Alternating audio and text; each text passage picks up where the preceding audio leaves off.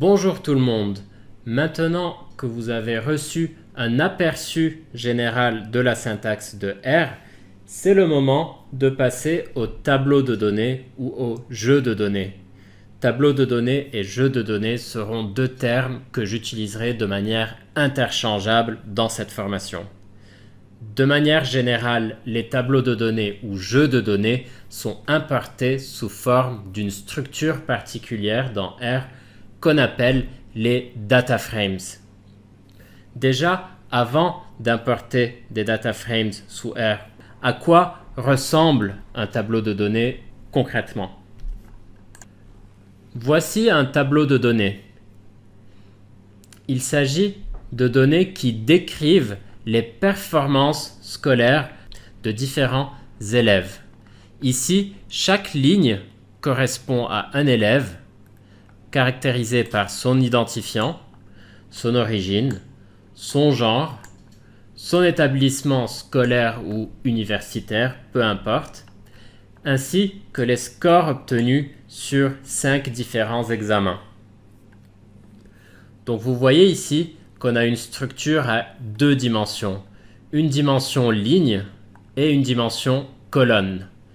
Typiquement, lorsque nous importerons ces données en deux dimensions sous R, nous les importerons sous forme de data frame, qui est une structure à deux dimensions.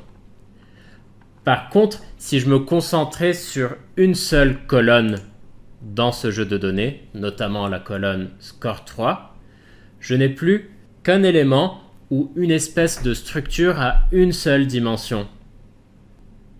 Et dans le jargon de R, une structure à une seule dimension, qui peut correspondre à une colonne isolée dans un jeu de données, correspond à ce qu'on appelle un vecteur.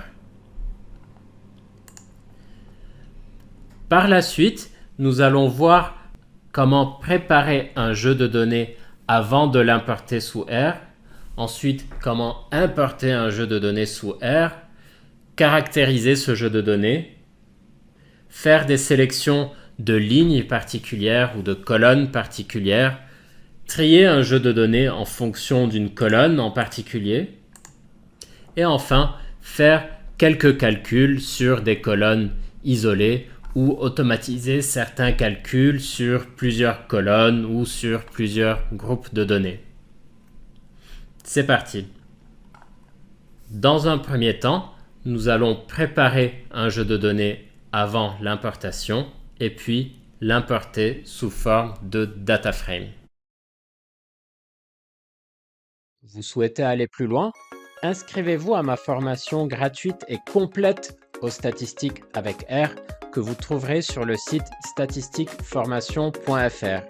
Vous y trouverez de nombreuses ressources, dont 8 heures d'enregistrement vidéo, les PDF des présentations de mes vidéos et des dizaines de lignes de code que vous pourrez télécharger et adapter à vos propres problématiques et données.